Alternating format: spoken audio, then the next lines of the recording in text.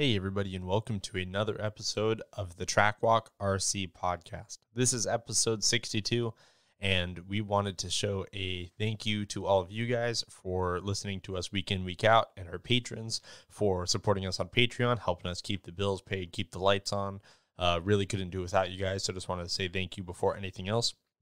This week, we got going a little bit late, didn't have a whole lot of news or anything to talk about in the previous week. And when Colin and I recorded this one, we were both pretty tired, and so it came out a little mouthier than we intended it to. So that sort of explains the after dark tag. So regardless, hope everybody enjoys it. We'll be back later just this week with another episode 63. And until then, we'll see you guys later and hope you enjoy this one.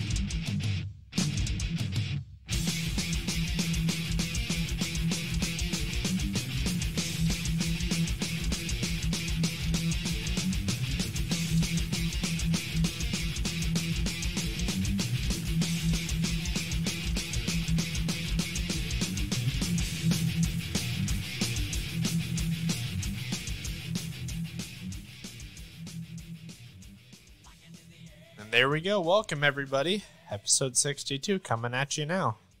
62. 62. Got going a little bit late this week, but that's okay. So nobody needs to know that. Nobody needs. Well, I mean, judging that the episode would not have been out by last Friday, the 11th. Although last week. Yeah. Well, yeah. So this is going to be kind of a weird one because we're recording a lot of this in a couple different chunks, and what's happening is that when we're referencing that we're going back to the 11th, when in reality we're recording this on the 10th. So yeah, it's good. We're gonna jump around a little bit. We might have an interview for you later. We might not. We're not really sure yet. We're working on that. Yeah, I'm hoping to put that together.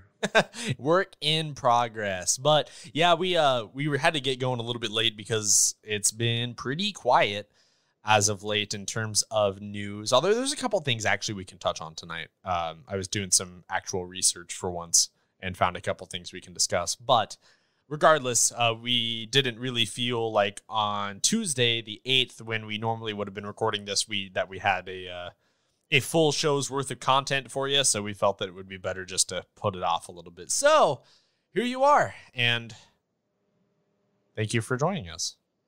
Here we are. What have you been up to, man? What's new? I think the same as you, unfortunately. We do spend a lot of time together. We do. Although you are still a little bit deeper in the day in, day out of the big RC world. I'm more and more behind the scenes as usual, and it seems to be trending that will be where I am relegated for the foreseeable future. So that's okay though, because I'm having fun. But yeah, I always keep you up to date. Yeah. Colin is my connection to the world, basically, because he's still involved in everything RC, the ins and outs and stuff like that. And while I still have a lot of my connections and sources and things like that, I just don't participate in it daily. And so it makes it a lot easier if you have somebody, you have a co-host that always knows what's going on, and you are always less than 10 feet, but more than 6 feet away from him at any given time. So that also helps. Yeah, we're never very far apart. No, we are not. So, but yeah, we've been busy. SOR has been really busy. Macklin appears to be pretty busy. So very busy. We'll get into that a little later, I think. Yeah, absolutely. But yeah, no, I mean, things have been good. It's kind of nice for a change how quickly November and December are going by. This is usually that time of year where it's just sort of dragging ass, and it doesn't really feel that way already. Yeah, it's really crazy.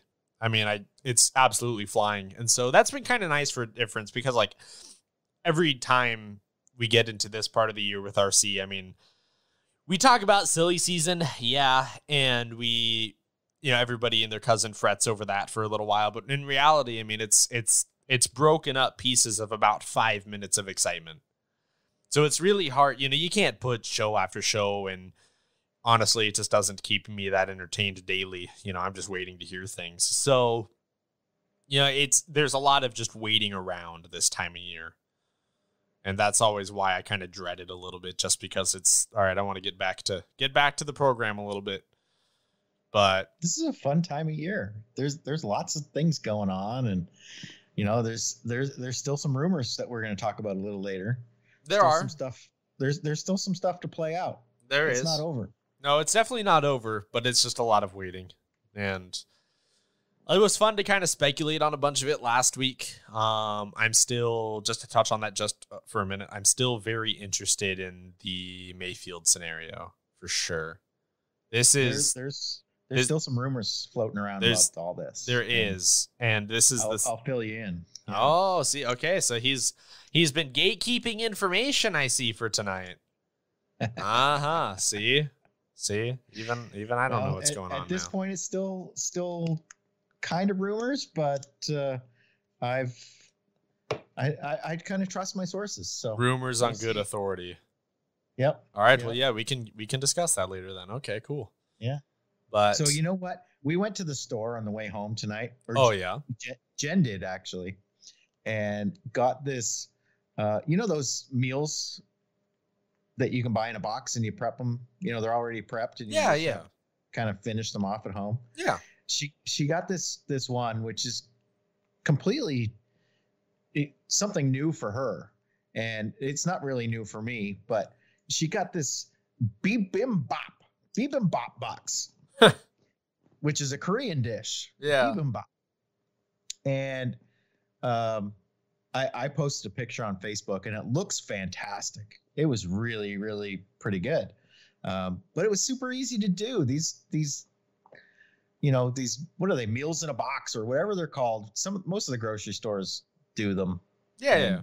You can pick them up pretty cheap, and it's got everything you need in it. Everything's separated and its own little packages, all this kind of stuff. And man, it makes for a really unique, interesting dinner that isn't hard to do. All the instructions are right there. Yeah. Aren't those nice? I do those every now and again because it's just easy.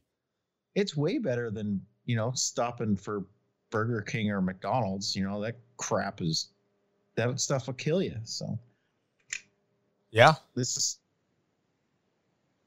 because it was supposed to be sold by tomorrow. So you get them on sale and they're super cheap, man. Yeah.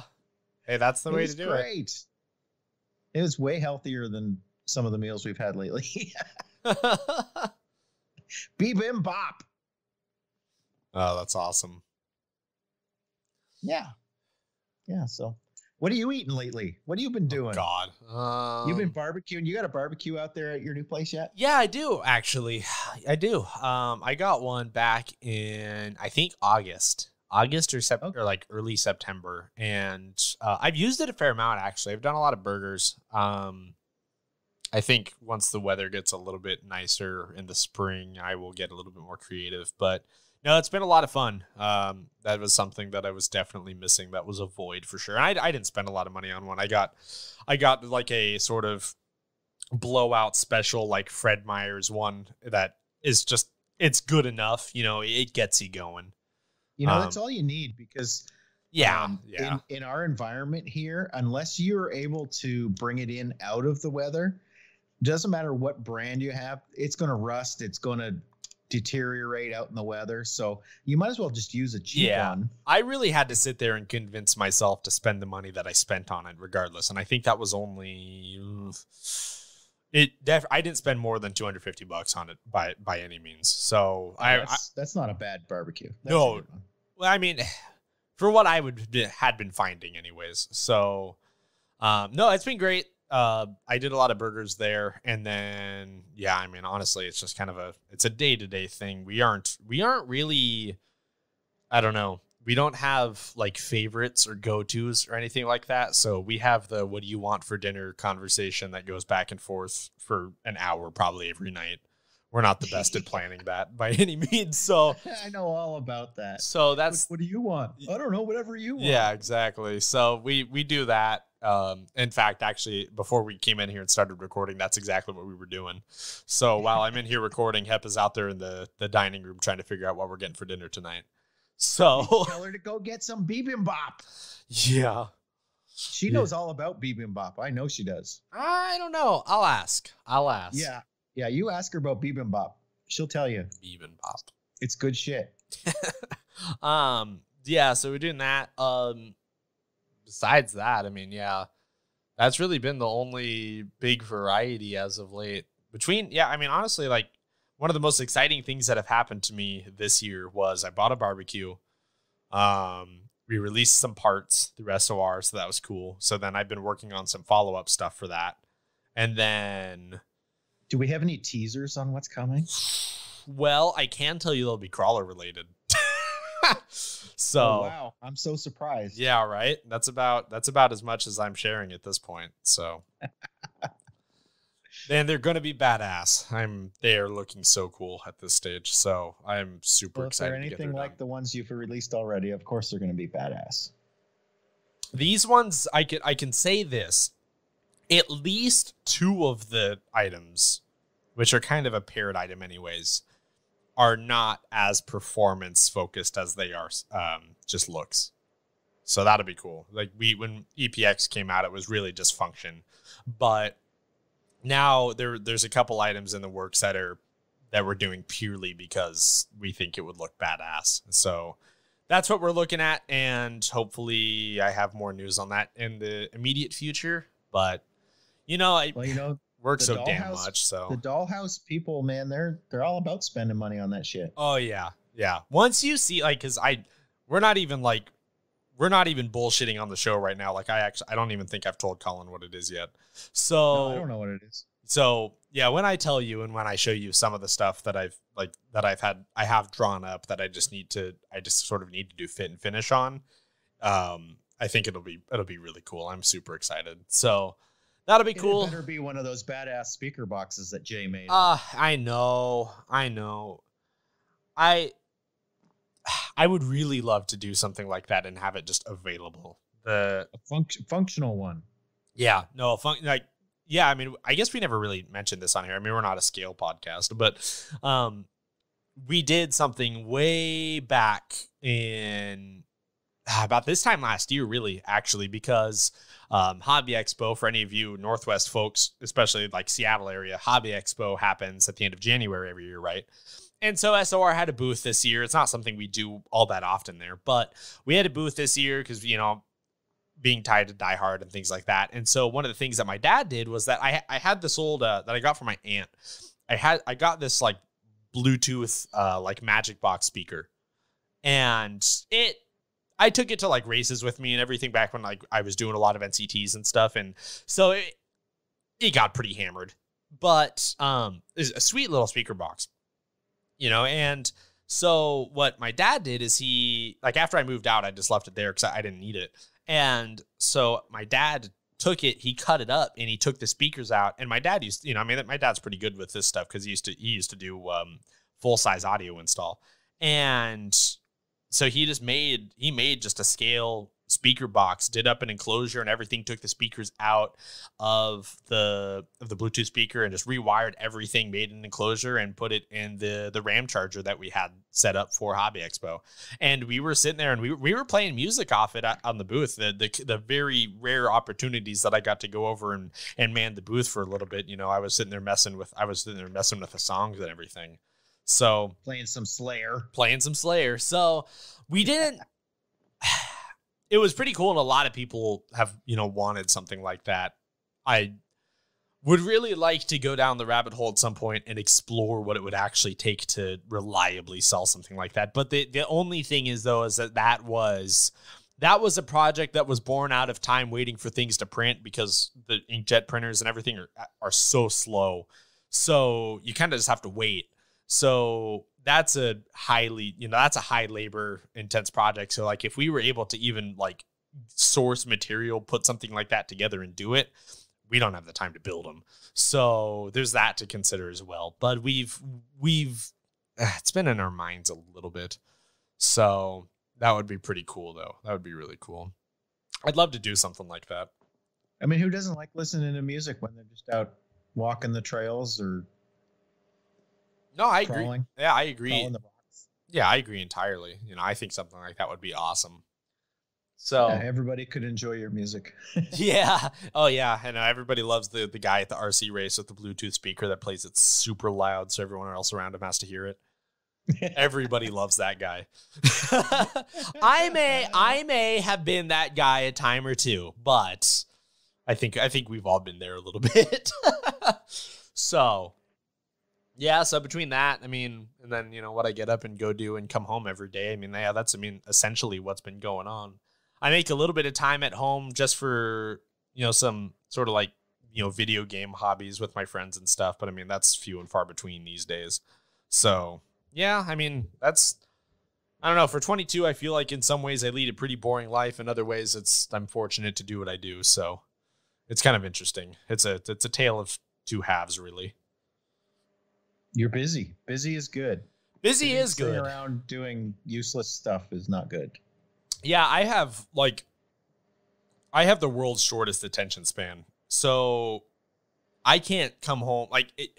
I'm busy, but to be completely honest with you, this is totally my own doing, because I can't come home and sit on my ass and do nothing for 5-6 hours and then go to bed. I can't do it. I get so antsy and restless. And I always feel like I need to be doing something. So that's where a lot of this came from, is that I always need to be messing with something. I always need to have something I'm trying to do or accomplish. So yeah, it's annoying sometimes, but I mean, if there's ever been a scenario where someone has made their own bed, it is absolutely me. No question. So it is what it is. It's funny because I'm kind of the same way. I can't sit there and just watch stupid television shows, which as I sit here and record this in the background, I've got BattleBots going on. But as far as stupid television shows, I mean some of the like primetime drama, just crap that's on television. Yeah, BattleBots is kind of real, it's kind of RC related, so I'm kind of fascinated by it, and it's fun to watch. But yeah, because I don't pay for cable, right? Just because their packages are never reasonable. And so when I moved into this place, almost a year ago now, when I moved into this place, we got one of those Xfinity Flex boxes, like a streaming device as part of our package. We didn't pay for it, and because we didn't need it, because my TV can do all of that anyways. But so we didn't set it up until about a month ago, right? And when I worked at Best Buy, something that people would always advertise, and I never did this just because I couldn't say anything about it because I didn't know anything about it, so I couldn't just lie, right? But people would always advertise Sling TV and stuff like that. It's internet-based TV. So I was all right. So I was kind of looking into some of this because I didn't set this thing up for months until it came down to football season. And then I realized that because I don't have an antenna or anything, so I can't even pick up local channels. So I was all right, well, I need to kind of work out a way to watch all this. So I was looking to see what I could stream, and if could I stream it through the Flexbox, and Xfinity or their third party service that pisses people off or whatever every time they have to give them a phone call. They would call me every 3 months asking why I haven't set it up yet. And they wouldn't ask for it back or anything, or asking if I want to return it. They were just it's they were just like, what's wrong? And I'm just like, I don't know what to tell you. Like, I have it and I don't need it yet. It's like, thanks for checking in on me. I think I'm fine. And so finally, I set this thing up, and then I think I received like 3 phone calls in the next week and a half asking me how I'm how happy I am with it and everything. And I'm just like, and what I found out, and ultimately the answer they got wasn't good because I couldn't watch anything of it because there's no good packages to watch anything on streaming. Like I even like trialed NFL's own streaming service to watch games and things like that. I think it's called Red Zone or Sunday Ticket or something like that. Yeah. Yep. And you could only watch out of market games. I was like, well, this is bullshit. Like, I don't need to do that. So well, why do you need to watch the Seahawks anyway? Yeah. I mean, exactly. So I mean, it's kind of funny because we did the same thing. We got rid of our cable and we've got, what are they? Google Chromecast on all of our TVs now. Yeah. And we can watch almost anything. I mean, you have to subscribe to certain channels and stuff, but it's still way cheaper than buying all these packages with these hundreds of channels that you're never going to watch. No, that's why I don't do it, because 9 months out of the year, well, because this is why I don't pay for TV, because there's only 2 things that I watch. Because like one, I really, really hate commercials. I hate ads. It's the reason why I haven't done it on this podcast, because they piss me off to no end. I hate when TV shows have cliffhangers and I have to sit through garbage for the next minute and a half or whatever's going on. Like, that's, if I watch TV ever, it's something that is not new whatsoever, and it's something that I can stream, and I'm like, I can binge it. Or I can just watch it at my leisure and I don't have to worry about commercials and stuff like that. But the reality is that that aside, 9 months out of the year, I'm not watching anything because football's not on. And then the rest of the time, so it's like, okay, I'm not going to pay for local channels. And then if I want to watch racing, then I have to pay for all of these other bullshit packages. And you spend so much just to get like the one channel you need, because you can never just pick and choose. So what I ended up doing here and spent essentially no money besides the subscription I have for Formula One, I set up my laptop with the HDMI out. I just plugged the HDMI into the TV, and that's how I just watch with my F1 TV subscription. So that, that's however much I pay a month for it. But then also there is a nonprofit company out there called Locast, and what they do is they basically make it to where you can stream public channels. So you can stream like NBC, Fox, things like that. So unless it's something that's like on like if it's a game that's on ESPN, I can't watch it. Not that I would really want to anyways, but if it's any of the other channels, like means I can watch all of those games, and all I have to do is plug my laptop in. And I really don't like have an issue with the formatting and stuff like that. Like, that doesn't bother me. And I can't imagine how much money I've saved just doing that instead of buying, at least an extra $60-$80 a month doing that. So yeah, I mean, it's way cheaper doing it this way. It absolutely is. And I mean, especially since I do it once a week. I don't come home and set this up every night and do something like that. I do this once a week, implying that I got out of bed early enough to catch whatever it is I wanted to watch. And then that's it. Like 5 p.m. I'm like, no, not that late. Not that late. But point being, yeah. So that was a big move there. The only thing I wonder about the Chromecast in particular is because I'm a Verizon customer, so I can watch NFL games on my phone. I wonder if with a Chromecast I would be able to cast that. I don't know if I would be able to, but yeah, I cast from my phone. I'm casting from my phone right now. Okay, that's something I should look into. Yeah, we cast from our phones or our iPads or whatever. Works perfect. Interesting. Okay, so yeah, that's something I should try. So, but anywho, yeah, I mean, I can't imagine a scenario at this point where people are like legitimately paying for cable unless like they just really like TV for some reason. But yeah, I mean, that's the only thing that's kind of annoying is like if you're trying, they haven't replaced cable entirely internet based, and so that that kind of is annoying anytime I want to try and watch something. But I mean, God, I that's maybe every Saturday or Sunday I get to sit down and actually lose an hour or two watching whatever it is I want to watch. So, yeah, I don't know. It's kind of, you got to pick your battles, I guess, really. Yeah, TV's pretty mindless and dumb most of the time anyway. So, well, as you say that, I just got a Netflix ad that it's announcing Nicolas Cage hosting a new show called History of Swear Words. I heard something about that. That sounds awesome. So that'll be interesting. So, oh wow, his hairline looks a lot better than it used to. He did something about that finally. Now I got it. Shit. I gotta. I know that's a mean thing to say, but I used to hate watching Nicolas Cage on TV or movies or anything for the longest time because the guy had the most ridiculous hairline. He refused to let it go. Refused. And like, good for him for just owning it and not caring, but it didn't mean that that's what I wanted to watch. So now, I mean, seeing this, I mean, God, it looks like he's completely turned his life around. This is amazing. So that'll be cool.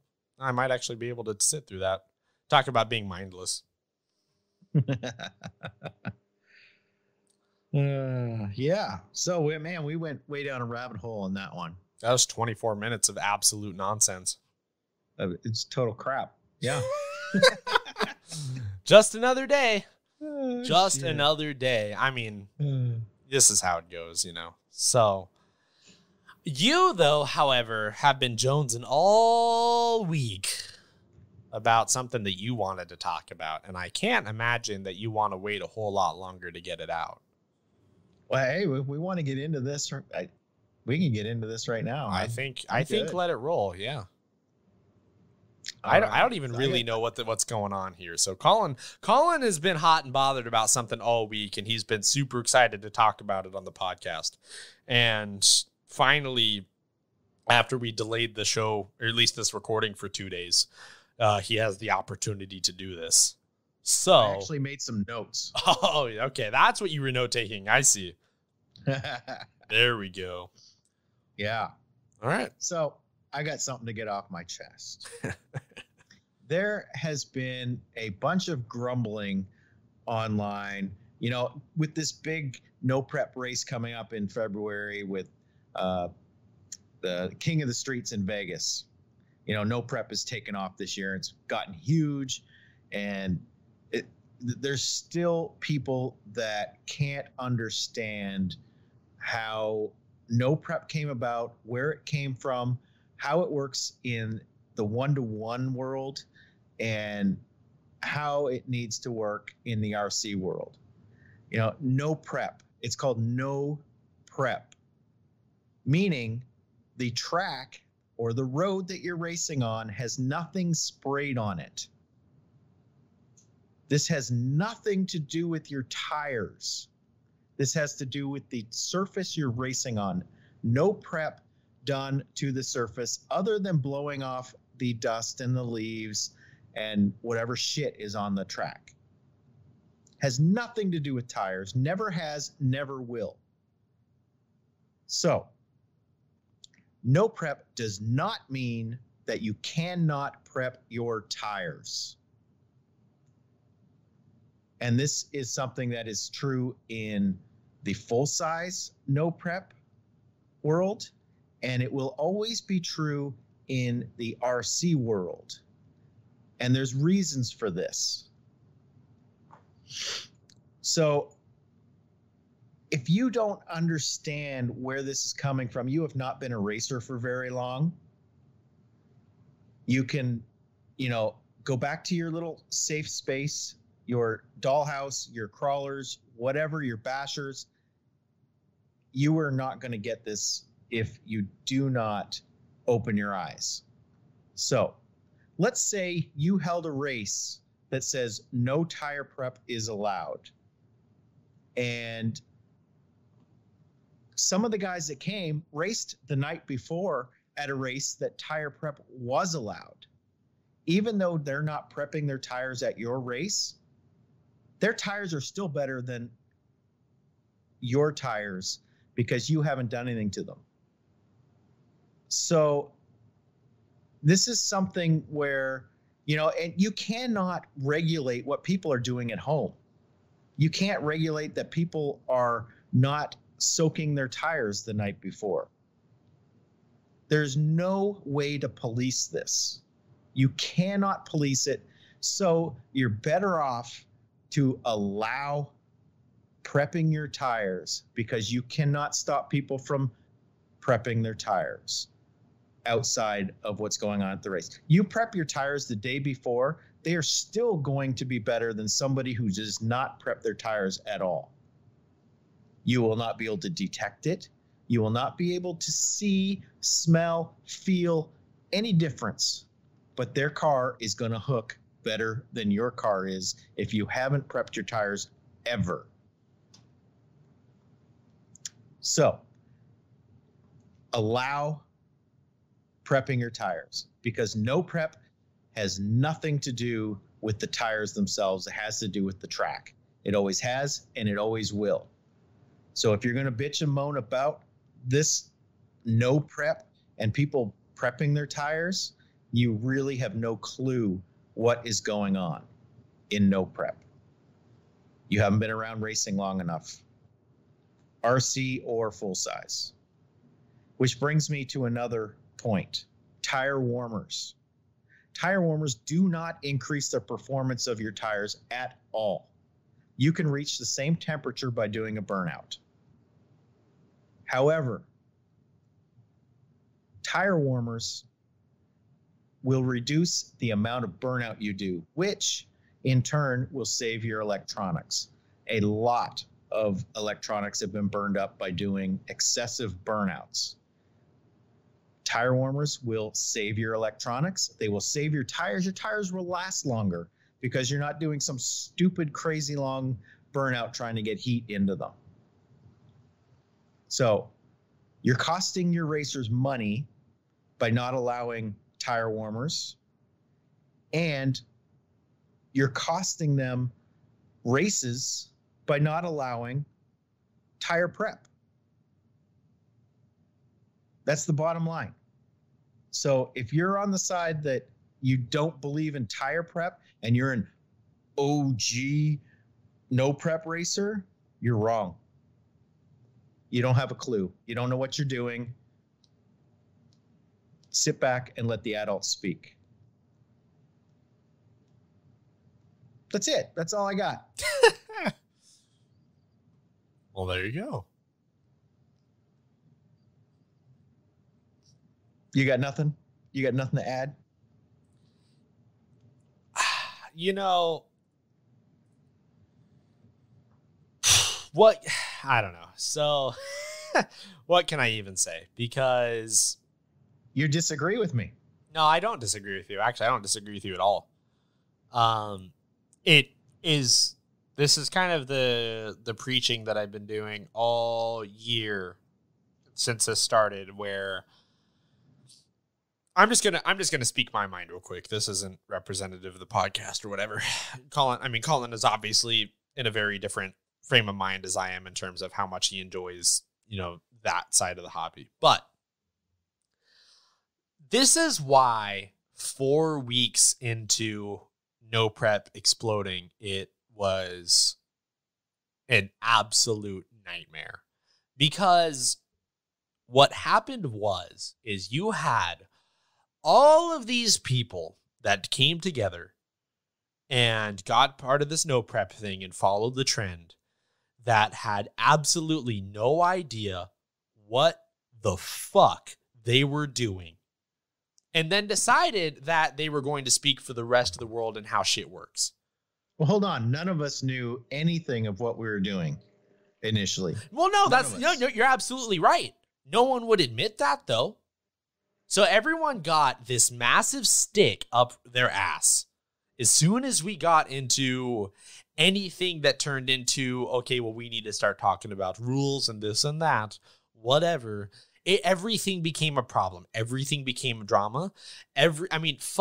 When I was doing the very limited time that I was like our chapter chair for the NPRC, what an unhappy period, because it was such a collection of unhappy people puffing their chest about absolutely stupid shit, because nobody ever gave any of this any kind of critical thinking.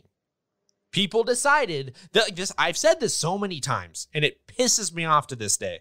Everyone decided that they wanted to be one-to-one street outlaws, and that is the attitude they're going to carry. And so nothing positive came from any of it.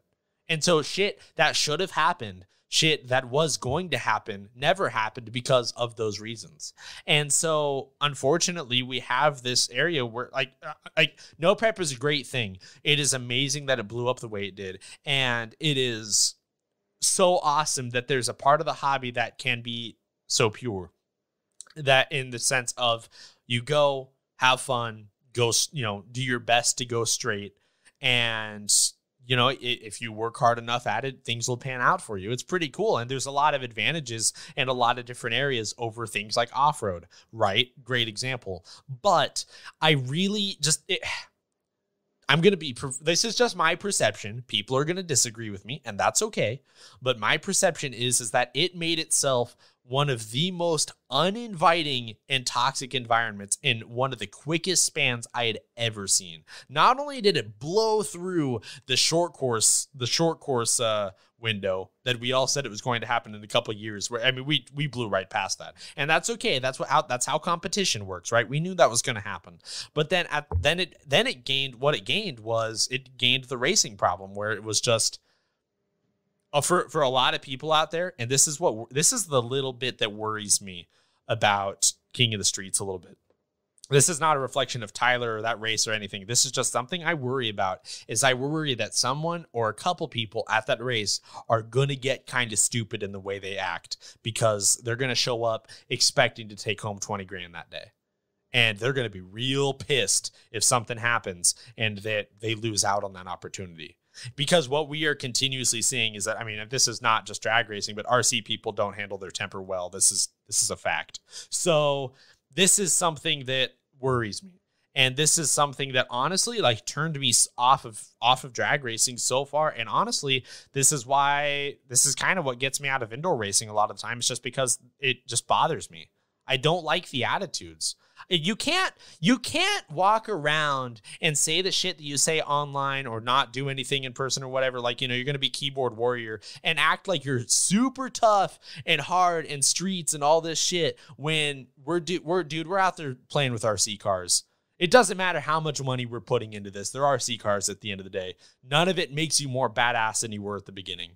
And that is the thing that pisses me off about it, is that there were unfortunately, a lot of that side had to go that route. Everyone's got to be street outlaw. And so things like what you're complaining about with the tire warmers and, no prep, things that, I agree with you 100%. The part that pisses me off is that this is even a conversation. Right. That's such a stupidly simple thing you're saying. And This is a conversation we feel like we even need to have at this point. That's the part that pisses me off about this. And it keeps coming up. It keeps coming up. I see it all the time. It is, because people can't get out of their own way. This is the problem RC's always had. I'm sorry, and I know that I get on the soapbox a lot, but this is the problem that we've always had, is people can't get out of their own way. Everyone's got to make a point about something. And you got to understand that when I say this and I voice these problems, I'm not talking that when we were doing drag racing at Die Hard that things sucked or anything like that. Don't get me wrong, we had a lot of fun doing what we were doing out there, and we had a great time, and we learned a bunch of stuff. And like I said, it's great to see that No Prep has grown the way it has. It's been a really phenomenal, because this is not something that you generally see, not since the short course explosion. And that's the fact of it. But you know what this is the unfortunate side of this. It's taken these guys that have years and years and years of experience of driving. It takes that skill out of it, and it has leveled the playing field. Yeah. You know what I mean? I mean, the setup knowledge is still there and necessary. I think it's more the decades of driving experience has pretty much been taken out of it by just going in a straight line. Think of it this way. Is that I think talent and being successful in RC will always coincide. But I think that talent gets you a lot farther in something like track racing with on-road, off-road, or anything else that you're doing. Flying, great example. Talent and skill will take you a lot. I mean, interchange those as you want. I think the same thing applies. Those will take you a lot farther in those areas than it takes you in drag racing. In drag racing, honestly, the name of the game is effort. How much work are you willing to put in? Because that's what that car setup is everything. Your car setup's got to be good. You have to understand your car. You need to be in tune with it. You need to understand how to drive it. Yeah, I mean, take for example, if you take a guy like Mayfield who came out, did some drag racing. I don't know how much more he's going to continue to do. I imagine he's just bored, but you'll see how much of it he continues to do.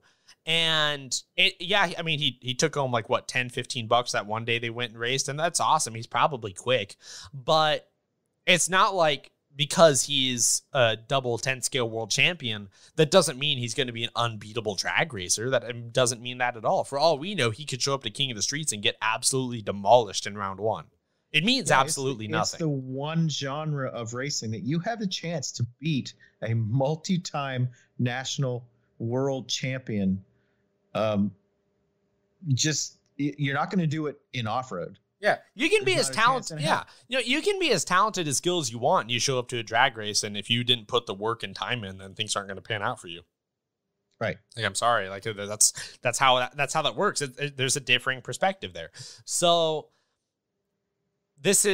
and that's great, and that's cool, and that's what makes the competition really exciting, because it makes you feel like people really, really earned it, and it pays off. But I mean, this is the problem. This is why, honestly, I don't have an interest really to ever see it again, because that side of it just pisses me off. And it's unfortunate, because I really love what people like Tyler do.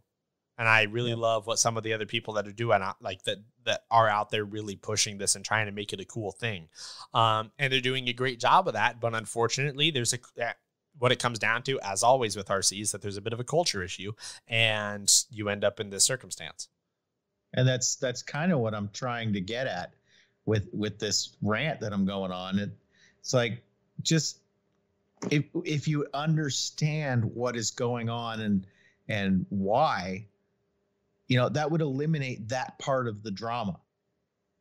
Get rid of that part of the drama. Just accept the way the rules are and roll with it. And because those rules are there for a reason. They didn't make those rules up to benefit themselves. It's to benefit everybody. If you're not saucing and you prevent saucing at your local races, and you're going to sit there and bitch about somebody who sauced their tires the week before, but their tires are better. Well, you don't even know. You can't even tell when somebody was saucing their tires the week before. And who's going to sit there and police it? So just allow it. Make the playing field level for everybody.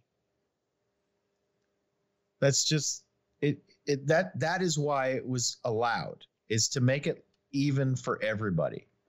Yeah, I mean, honestly, if you have a problem with it, just work harder. Because if you have a problem with it, you clearly see it as yourself as a disadvantage in that circumstance.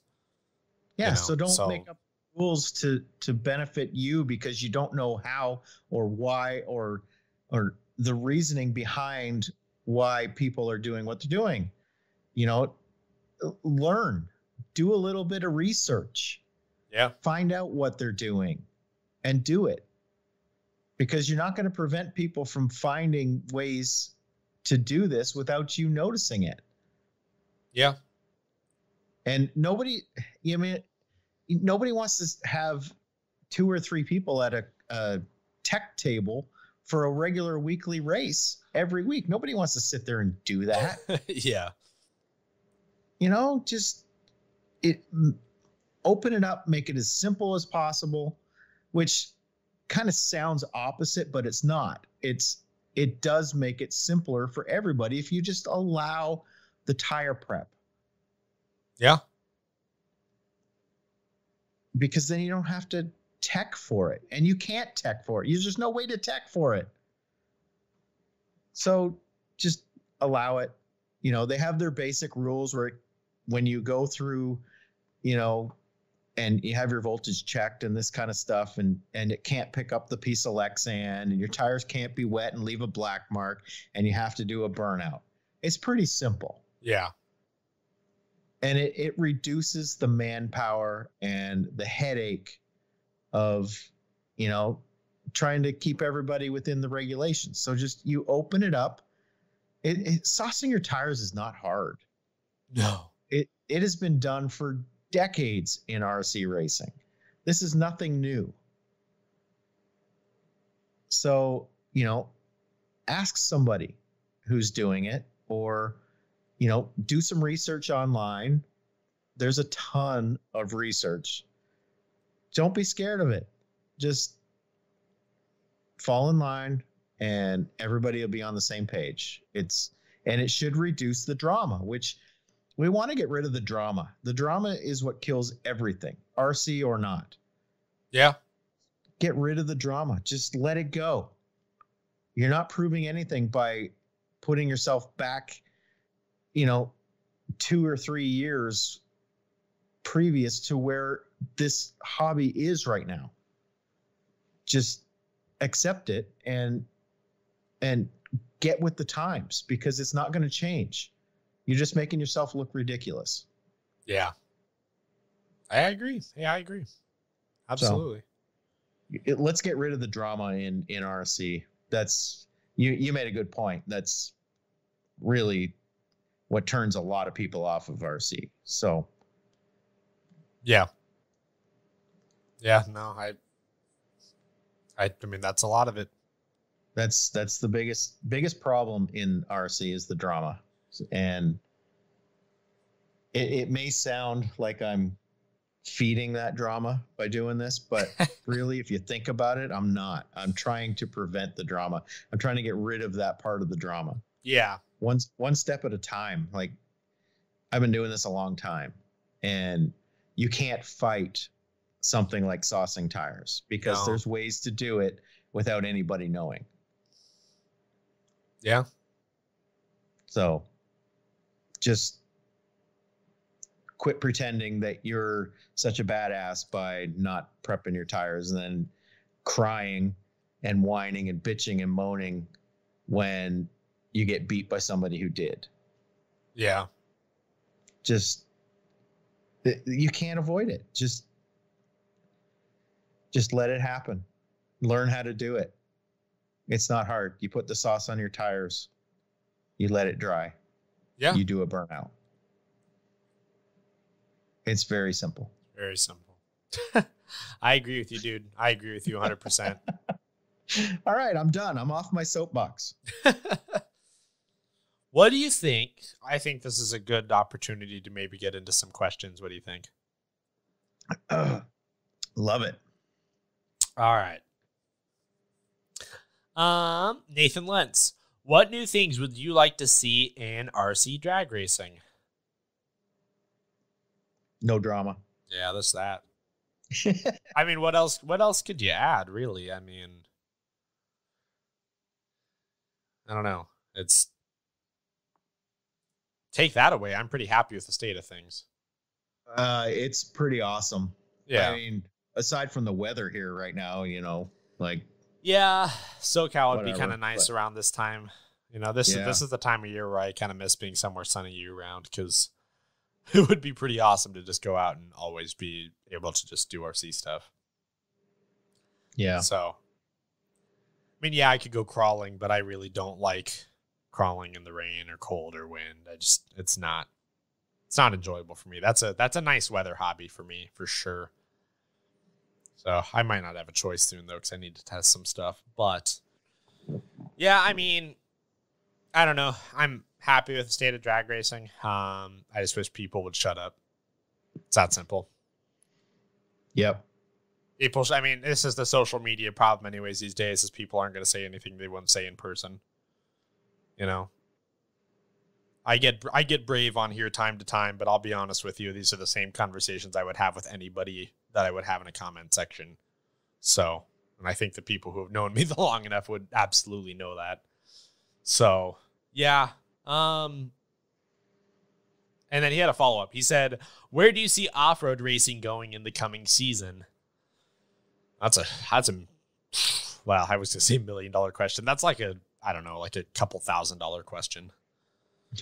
But it's hard to say with the COVID. You never know. Like they just announced today that we're going to have a vaccine very soon, but I don't see the vaccine making any sort of difference until at least spring. And that's if people play along and get it. So, and that's not something I'm going to get into on here. Yeah, I mean, I don't know. This has been prolonged for a variety of reasons, and everyone disagrees on why. But I think, as far as if we're going to stay strictly RC here, I think the issue I see with off-road is, I mean, look, I'm going to be honest with you. Stop planning events. Right. Stop planning events. Stop putting things up. Stop making invites. I know everyone is really excited to go racing. I know that people are less and less concerned about COVID and whatever. That's your prerogative. But if you can, I mean, people are just going to set themselves up for disappointment. And one of these days, it would be really shitty if someone started a race, got far enough into it where they've spent a healthy amount of money on it, and then if something gets shut down or it goes away, then I'm sorry, but you're not getting that money back. You can't just make that up later, and you've got no event. That's a big problem if that happens to somebody. And so, yeah, you could absolutely take the stance, which I know people will, that people are actually going to take the stance like, well, government this and this, that, and they can't shut us down and stuff. Yeah, that's fine. You can take that route, but reality is you never should have done it in the first place. So I would really hate to see somebody make that mistake. Yes, I understand that we all want to go back racing. I want to also. I want to go see all of my friends. I want to go do a lot of things. I'm sick of wearing a goddamn mask every day. But you know what? It kind of doesn't matter what I think. I just kind of go along with the flow. You can say whatever you want about my mindset and that fact, but to be honest with you, my life isn't any less happy because of this. So evaluate some other things if you really have this big of a problem. And on top of that, look, the thing with off-road racing is that it's probably not going to change that much. When it comes down to when we can go back racing again, when we can reliably schedule events, or at least we can put events on, like we got some of the NCTs out, like Burlington, we talked about that. Great example. They crossed every T and dotted every I trying to put that one out. And I think they did that for every NCT they put out. I mean, those guys did a great job. And so, I mean, when things happen like that and we can go racing, or when everything goes away and we can go racing again, then I mean, things are going to be kind of just back to normal, right? I mean, I can't off-road, honestly, with the exception of some variables, right, in terms of class turnout, things like that, it doesn't change that much, I mean, the only real major event that's happened in the last 10 years, 15 years, really, were like two things. Well, I guess like three things, really. It was brushless, lipo, and carpet. So unless some other big innovation is going to come up. You are really young because you don't remember the 2.4. Oh, yeah. Actually, we talked about this. We talked about this last night on the Scale Show, because when we got into this, 2.4 was the big thing. Like, Traxxas was advertising it on their Slash and everything. So I remember, like, you were a badass if you had the 2.4 radio Slash. I remember this. Yeah, that was like 2010, 2011, everything started to really swap over. So yeah, I remember that. So let's say four major things, like technology wise or environment wise. I can't really think of anything since carpet in particular that has seen like a big technology advancement. Like I know there's graphene batteries, but that's a highly debatable topic right now. And beyond that, yeah, I mean, I can't really think of anything. So, I mean, honestly, it's probably not going to change that soon. You can't really, RC is also kind of in a weird place because it's not like you're at a really close threshold too, because especially things like indoors, right? I mean, it really, one, doesn't serve much benefit. You could make them faster, I guess, if you really wanted to. But the cars probably, power plant wise, aren't going to get a whole lot quicker. And you're at a point already where reaction time is a problem for a lot of people. And, you know, that's why you have skill disparity. You know, it's just the way it is.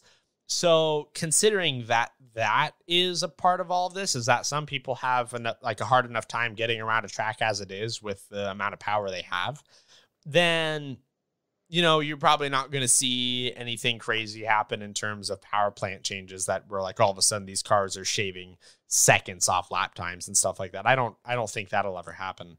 No, power is not the problem at this point. Power is not the problem. I mean, the engineering that is going into off-road cars. I mean, RC cars these days anyways, is absolutely ridiculous. I mean, it's just insane the amount of thought and work and effort that goes into all of these. And I don't care what car you're driving. I mean, there's some serious effort and man hours being put into that thing. So I don't know. I mean, you're kind of at this weird lane where you're sitting there wondering what's next, because on the technology front, on the car front, what can you even really change at this point? Not a lot. I mean, battery technology is going to continue to get better and better, but that is also a very long-winded process that, I mean, at the end of the day, we're going to see that change over time, right? You know, people are going to be able to do it better. They're going to figure out a way to get it to last longer, this or that. So, I mean, in the coming season though, God, I can't imagine really much of anything changes. You know, I mean, maybe you see some different event styles and restrictions or stuff like that, or maybe some people get kind of creative with formats, but I mean, that's not something, COVID or not, that's not really something you could even predict. Like someone might just have a off the sleeve idea and they just decided, hey, we're going to run a race on it and see what happens. So I don't know. I mean, it's hard to say. I don't have a good answer for that. I don't see it changing much from this year, from 2019. Yeah, I mean, honestly, yeah, I agree, really. Right, RC, he asks, who's going to SIC and will RCGP happen? He has a bunch of questions, so let's just start there. SIC, Southern Indoor Championships. It's, I mean, yeah, I'm going to be honest with you. That's really far to go. I know this is kind of, I'm pretty sure he's referencing that because some of his later questions are Southeast related. Boy, I'm going to sound really bitchy on this episode when this is all done, but I don't know. And I very rarely see SIC on anybody's like radar, because to me, I've always seen that race. And this is, like I said, no disrespect to any of these guys that put these races on. It's a lot of work and you know, people pour their heart and soul into it and a lot of money. Don't get that wrong. But I mean, to be perfectly honest with you, take like AMS, SIC, PNB, Southern Nationals, Blue Ridge Nationals. I'm sure there's a couple I missed. Wicked Weekend. You know, there's probably a couple more I'm missing too. I mean, yes, there's things like PNB and Southern Nats that have their own sort of little nuance, right? That make it kind of a special thing. But all of those races at a glance are honestly kind of the same thing. I know that style of racing and that style of like this big arena track is really big in the Southeast. So I get that. So I understand that maybe their excitement is a lot higher than maybe us and the rest of the US, where we don't really have something like that. And don't get me wrong, there's nothing wrong with those races. I mean, I'm sure it would be an absolute blast, but I've always kind of seen those races as like something that like, look, I have to go there. I have to go to the Southeast, which is something I'm going to be honest with you, I don't ever really want to do. And on top of that, I have to race like 4 classes not to be bored out of my mind.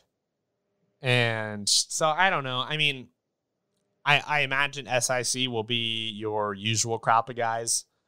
Maybe another there's cookie cutter race, I'm sure. I mean, yeah, I know that's super mean to say, but at the same time, it just kind of is that way. Like those races, like I said, Southern Nats, because of one, the guys who put that race on are super nice people and also really funny.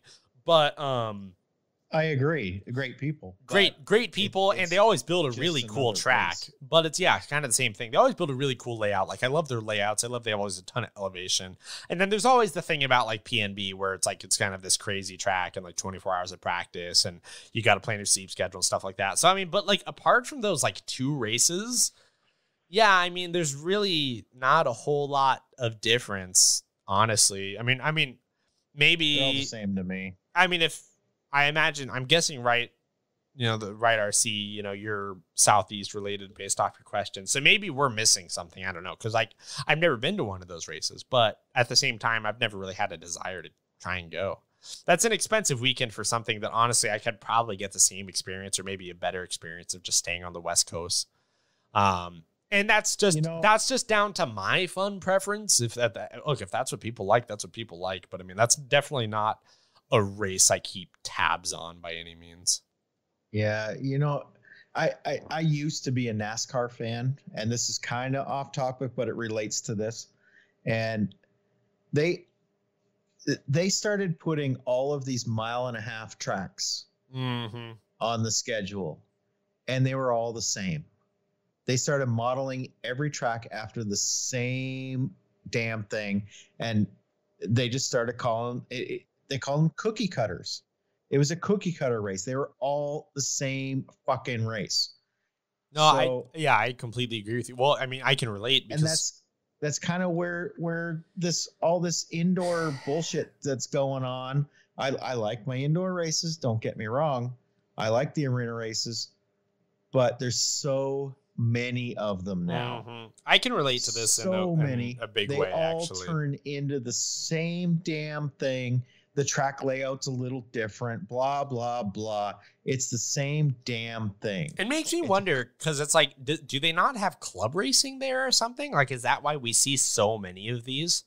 I mean, think that's the problem. People are skipping the club racing to go to these big cookie cutter arena races. Aren't cheap. Those aren't cheap races. They go. I mean, some of these guys attend all of them.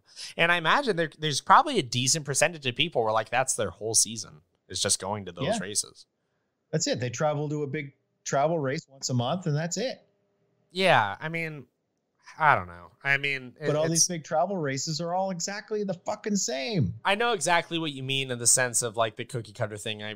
As much as it pains me to admit it, like Formula One had the same problem because the calendar is way too long at this point, but also I think like 15 of the existing 22 tracks on the calendar were all designed by the same guy.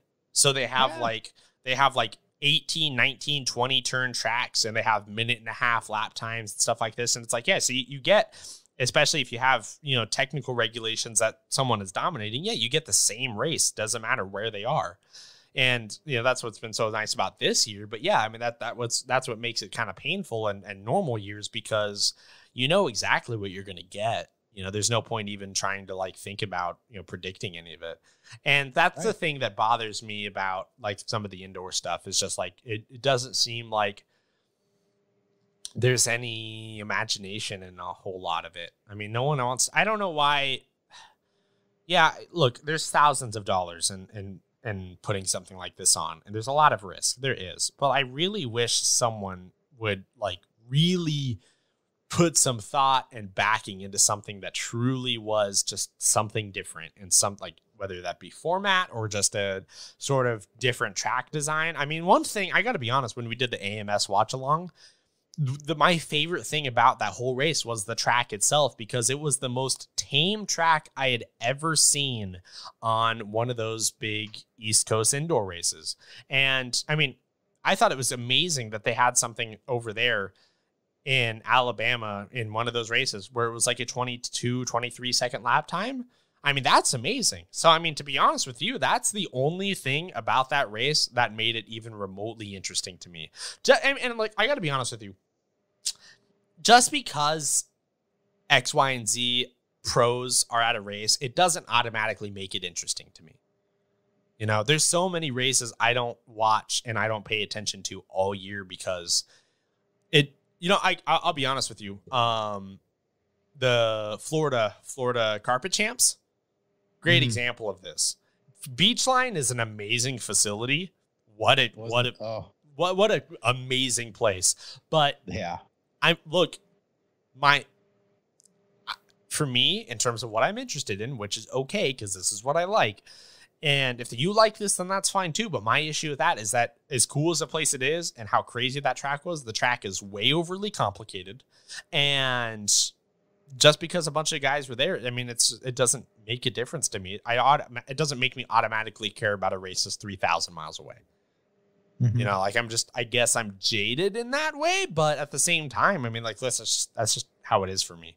So that's why I don't really see the appeal of these races. And so when I look at it from that perspective, I saw AMS and I'm like, this is unprecedented. The racing was amazing. We did not know what we were going to getting like, this was like kind of an off the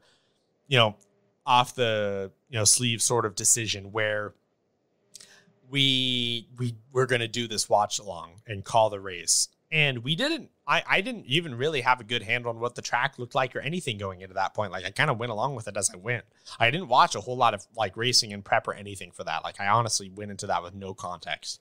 And I loved it because the track was super race friendly. And so it made for 30 minutes where there wasn't one, there wasn't two, there wasn't three, but there was potentially 4 people who were in the mix to take that race win.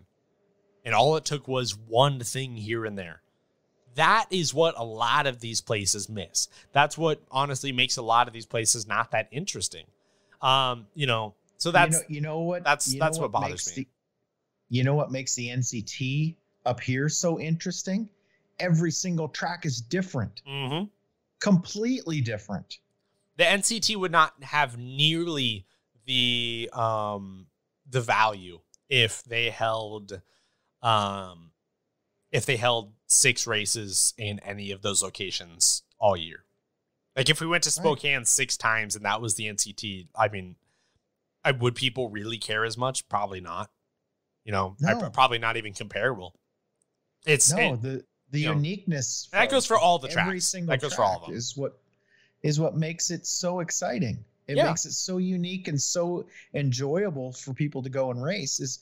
It's completely different. Every weekend is different. And that's part of the problem with RC, is something that like people try and make marketable, is that how do you want outside people to buy into something, you know, like what makes AMS or Wicked Weekend interesting to them besides big track in a barn? You know, I mean, the same to me. Well, yeah. And that's the problem. So like they're all the same to people who don't know any better too. So you got to think about it from that perspective. So like, that's why like I've always been a big proponent of like the series. Like, that's what makes the NCT interesting, because there are a lot more variables rather than, you got to be good on every surface, every track. I only really like watching the big pro races. I'll be completely honest with you. I only really like the big pro races if the track is good, or if the track will deteriorate.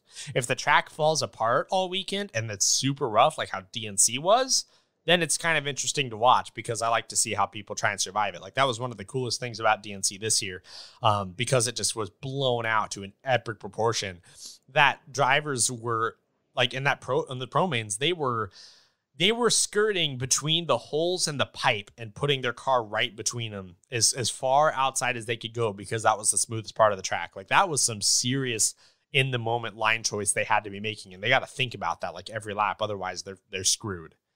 Like, that was something that I thought was super interesting, you know? So and this leads into his next, we kind of went off on a really long thing here, but it leads into his next question, you know, is the RCGP. Well, okay, this is an interesting question, actually, because I haven't read a whole lot I haven't done the research myself, but from what I've been reading, the entries for the El Paso round for RCGP have been very low. Now, you can obviously attribute that to people don't know what's going to happen with COVID. So people are concerned that the event might not even happen, or they just don't want to go until things get better. Or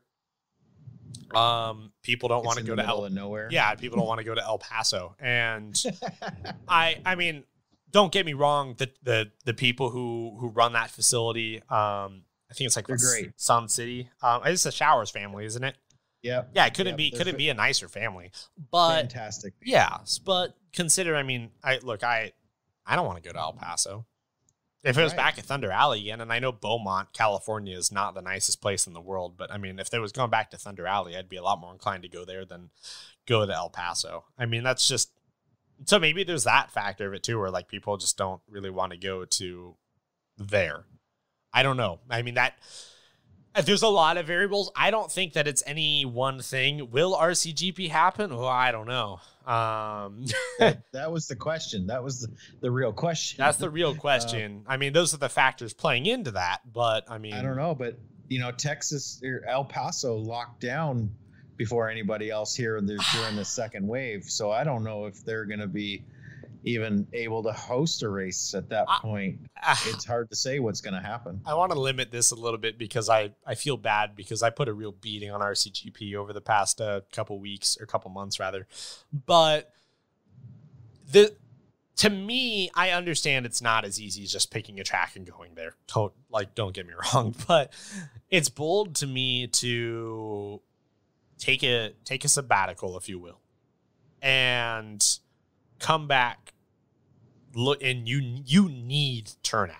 Like there is no way around this. They need turnout this year. They need participation. So bold to go to El Paso. Yes. That decision is, now that I'm like I was bummed when I heard about it, but I didn't really put a whole lot of thought of it just because it was like, oh, okay. I mean, like of all the places, like that's where we're going to go. But then I started thinking about this and I was like, when he asked this question, I was like,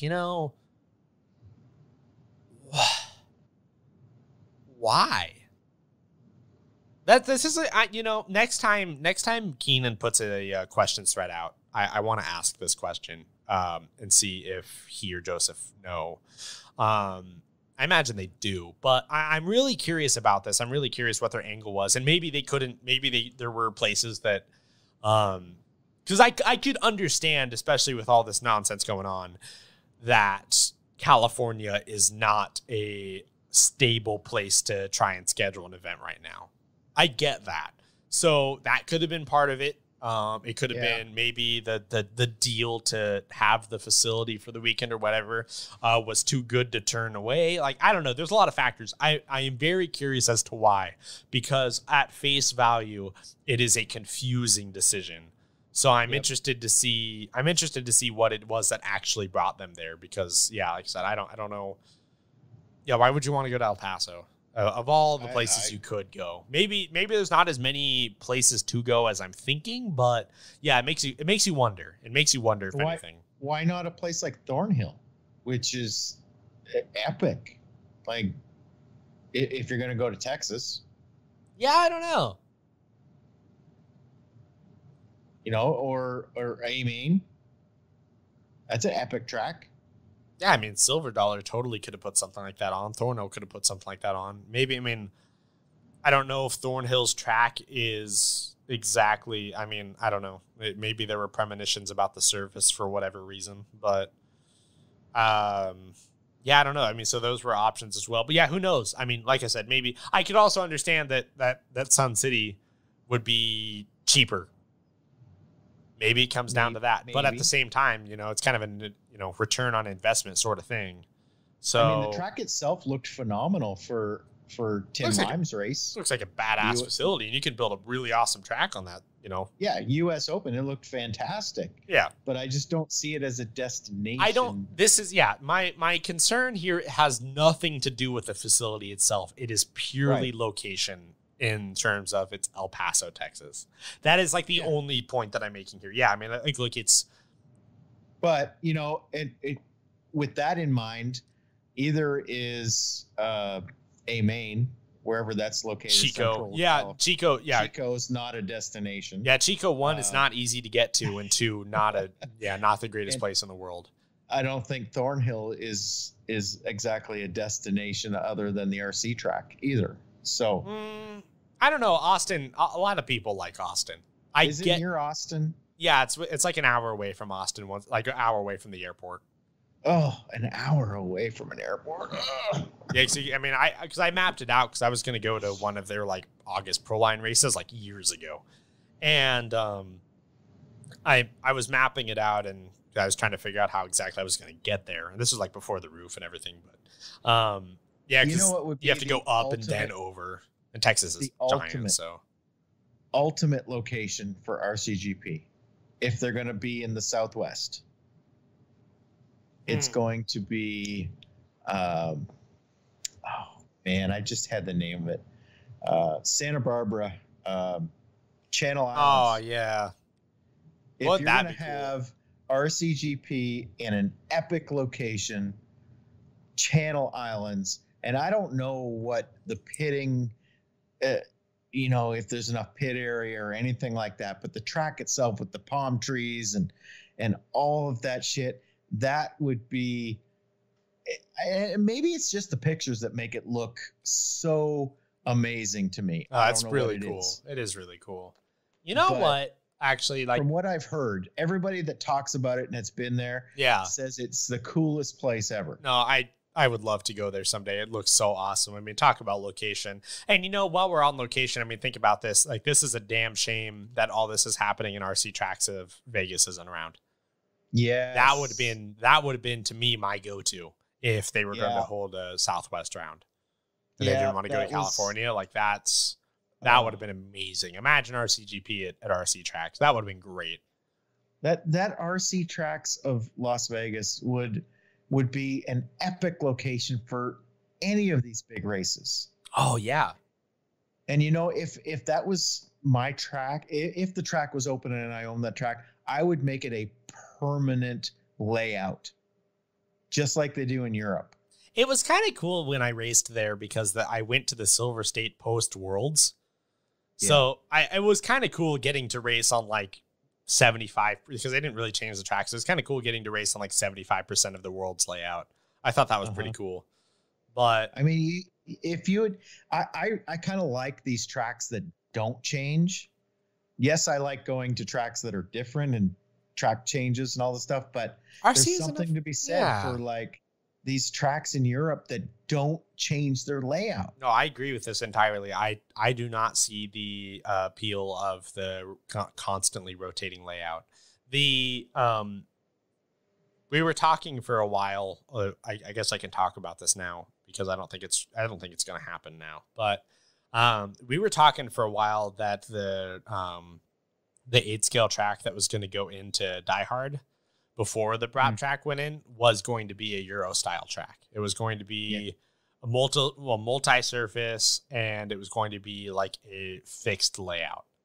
And we were really talking about that. And that's something I really love about those tracks is because, I mean, look, RC, for as small as it is kind of a global thing in that people do travel around a lot. I mean, you don't have, I don't think you have the issue where you have one, like you have like in full size racing where there are only so many tracks that can contain you. So I don't see the issue with variety. I don't think variety is the issue at all if you're going to have tracks that are permanent. I think that would be great. And I think that would only help boost RC's market value, honestly, because you can make things destination places and you can make that as part of the experience, as part of the racing, I mean, everybody in the world that is a racing fan of any kind that follows like full size racing and stuff like that, I mean, they have tracks they prefer over the others. So we don't need a new layout every 4 weeks. When was the last time Laguna Seca changed their layout? Exactly. It's epic. Yeah, no, this is a great point. All right, we can move on to the next question. So, he had more. So, how many indoor dirt tracks are in the Southeast? Lots. Why indoor dirt tracks? Yeah, I think he's referencing stuff like SIC. If beyond that, I wouldn't know. I would have no idea. I couldn't even give you a ballpark. Permanent? I don't know. Beach RC? Yeah. Well, yeah. So his follow up is, why hasn't Beach RC franchised out? Seems like a good business model to have a hobby shop and indoor track and host cool events. Well, it really isn't. No, I mean, sorry. Yeah, honestly, I'm sorry. Yeah, like it's exactly that. The reality is, no, it's not, because there is RC is such a small world in the sense that there's not a lot of money to be made. So if you had a lot of people, it would be a very tough sell financially for someone to walk in, pay Beach RC a fee to operate a Beach RC location, because that's how a franchise works, and then survive. That's bold. And I think, I don't know. I mean, you look at it this way. I mean, hobby towns are something that cater to the absolute average RC enthusiast. And I can promise you they aren't raking them in. So then take that and expand it to something that's even more limited, which is, having a track and having this and that. And like, yeah, you could build RC Wonderlands everywhere, but how soon would they close down? Hey, Mr. Landlord, I want to bring in a bunch of dirt and water it and grow some mold. Yeah. How do you feel about that? And even honestly, even if you did like carpet, I mean, it's just not. Yeah, I don't know. I mean, Beach RC, I think, is something that has been doing well, and it's cool to see their name pop up in a lot of places and have them, operate the way that they have. I don't think that them surviving is indicative of something that's right with their business model. I think that if anything, it's just down to the people who run it having good business sense. Because, I mean, let's be honest, you don't get into RC to make money in any stretch of the matter. It doesn't matter what you're doing. So, well, people do. People try. Oh, well, people can try all they want. So, I mean, that's a completely different conversation. But, I mean, I don't know. I think Beach RC makes it work just because those people can make it work. I don't think it's indicative of something at a higher level that could be tried. I think he has enough stuff going on with being the distributor for certain manufacturers and the RC track and their online sales and their trackside sales with their trailer at the tracks. So he's got so many things going on that it works. Yeah, I mean, if I had a shitload of money and I wanted to build like a badass like RC Wonderland, like have like a big like fixated private diehard somewhere, then, and if I could do that and pour a bunch of money into it, and then at the end of the day, at least, break even in terms of just keeping the lights on, yeah, that's something I would probably do. But think about what it takes to get to that point. And then you also, like I said, you have to survive, and that's not an easy thing to do. So you got to, I mean, that's honestly, so this is my thing. If we really want to boil this down, it's worked for him because of the online sales, because yes, he is a brick and mortar at the end of the day. However, he doesn't exclusively do brick and mortar sales. Now, I know I've been harsh on hobby shops in this sense, but look, it's sad when hobby shops close. It's sad when a staple that's been around for 30, 35 years goes away, and they're great people and members of the community and things like that. It's sad. We've seen that happen here. However, I've said this before, I'm going to say it again. Economies don't wait for people. People need to adapt to survive. And so when people can talk like RC hobby shops have issues matching online things and things like that, or, having places like people always preach, oh, A-Main has killed so many hobby shops. It's not true. It's people refusing to adapt that has killed them. And sometimes, yeah, the business model doesn't work. I'm sorry. You sell RC cars, but at the same time, like, you look at it this way, it's like, it's worked. I bet he probably wouldn't be around actually now if he had only been selling stuff out of his storefront. But no, he expanded it to a larger business. Yeah, he has a distributorship, online sales, things like that. I mean, if you really want to get into it, I mean, it's something that's international. You can buy from Beach RC. it's considered, I guess, a retailer in that sense. So not a lot of hobby shops do that. And the ones that struggle to survive and the ones that close more often than not are generally ones that were just selling stuff out of their storefront. So, I mean, I'm not saying that it's the hobby shop's fault every time one closes, but like, look, you can't blame the industry every time something like this happens. Like sometimes people run these companies just like any company anywhere in the world, any business anywhere, where sometimes people don't have good business sense or they're slow to adapt. And like I said, economies don't wait. Like that's the harsh reality of business. It doesn't matter how fun any of it is. So yeah, I mean, but again, that doesn't mean that anybody just goes out there and does that. You know, we can't just all just start a BRC somewhere and be successful. Like I said, I think what it's come down to is that he knows what he needs to do to survive and make enough money. And he's managed to do that. And he filled a void somewhere. It's all about filling a void and finding a market. And that's what he did. So yeah, I don't think you could franchise it out though. I mean, you could totally try. But you'd have to be very, very precise in you'd have to be very precise in where you set one up. And then at that point, honestly, why would you even franchise it? Why not just start something? It's not like, I mean, at the end of the day, how many sales really would be taken away from Beach if you started a similar sort of circumstance, on the complete other side of the country and then sold stuff online as well? It's not like you're going to undercut one guy super hard. So why wouldn't you just do it yourself and do it whatever way you want to do it? You know, because like I said, no matter what, it's money out of your pocket. I mean, you got to pay you got to pay the franchiser. So yeah, I don't know. It's an interesting question though. It's obviously thought provoking, but yeah. I don't know. I don't think franchising something like that is no beneficial. Somebody could just start the exact same thing somewhere else. I mean, exactly. It's different if it's something revolutionary about it. If it's different, something like a fast food restaurant where number one, you have to pay them a pretty hefty fee. For example, not that I've looked into this or anything. If you want to start a Taco Bell, you have to pay Taco Bell $1 million.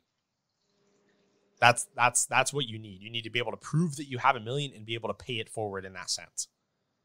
So to give you an idea, like, I mean, it's a big money industry, and that's why that kind of business happens. And then let's see, Elliot Chappelle, you guys should get together with That Scale and have a holiday special Super Friends episode. Well, you know, it's that would only work if we had TSR on board as well. Yeah, there's a couple issues with this. One, I owe a Super Friends to No Name RC podcast an extra lap already. And two, those would be fun, by the way. Those would be fun. I really need to put that together. Okay, here's my thoughts on this.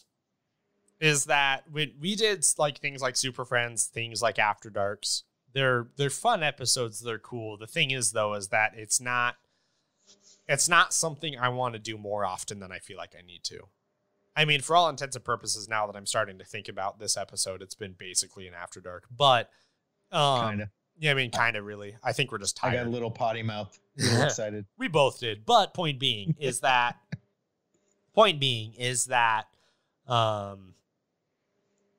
you know, I don't know. It's not something I want to do too much.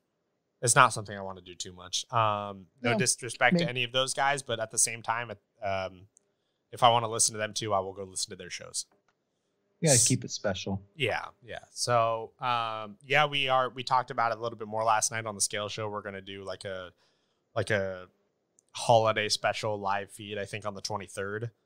But yeah, I mean, I think that's going to be the extent. Well, actually, I mean, I think Adam and I will probably be drinking on that. But beyond that, we're probably not doing anything too exciting. And I didn't really have anything planned for Track Walk besides maybe a break, just because we need to switch off for a little while. But Yeah, I mean, I don't know. It's in theory, yeah, sounds great. It's something that is honestly a lot of work to put together and something that I don't want to burn out the fun on. So there's that to consider as well. Right. Yep. Let's see.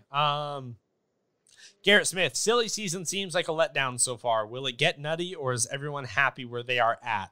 Also, we need to do a flash mob down to Albany and do a race with all the diehard crew. To the second part, yeah, I agree. Yeah, that would be fun.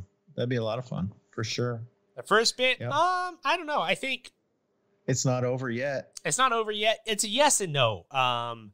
There hasn't been a whole lot happening yet, and so it's been kind of slow. There's still some rumors. There are still some rumors. There's some things that are definitely waiting to happen. We could probably get into that right now. Yeah, we can in just a minute. I think it's because Tony Newland says more silly season. I think the only thing at this point is that I think the only issue, which we talked about on the last show, is just because the way the industry has changed at that level. It's just more restricted, so people don't have the avenues they used to have. So I think that's the only real difference. So I think we're seeing things play out a little bit longer. But yeah, I mean, you clearly have some insight on something. So I do. I'm curious to see what this is going to be. So my sources are saying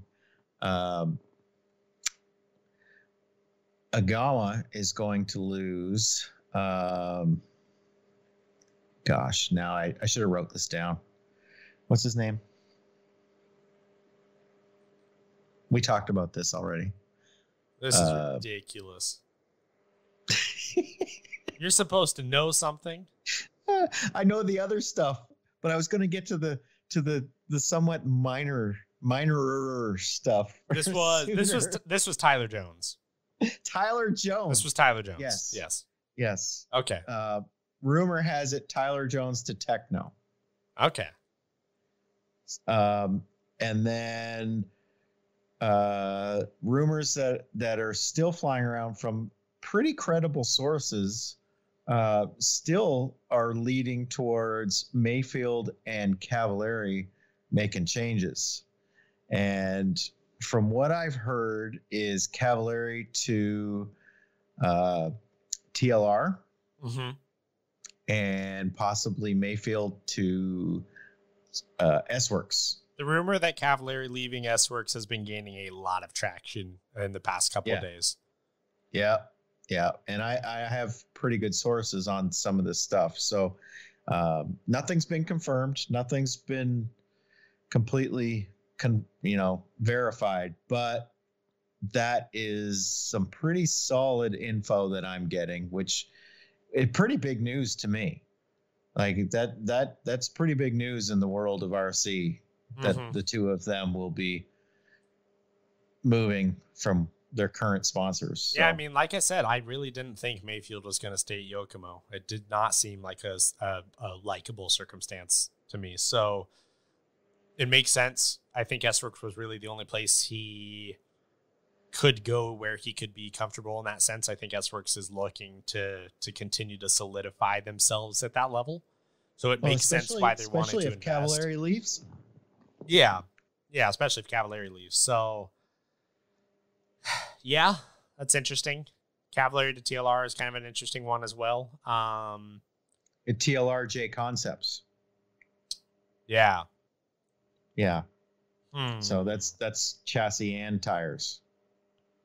Fascinating. And pretty solid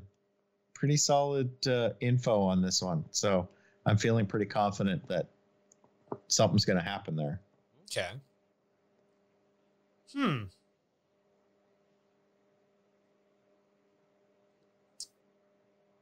Well, there you guys go. Yeah. Silly season. Yeah. That's pretty major silly season, actually. I would guess that that's the extent of the big news we're going to have. For now. Yeah. Yeah.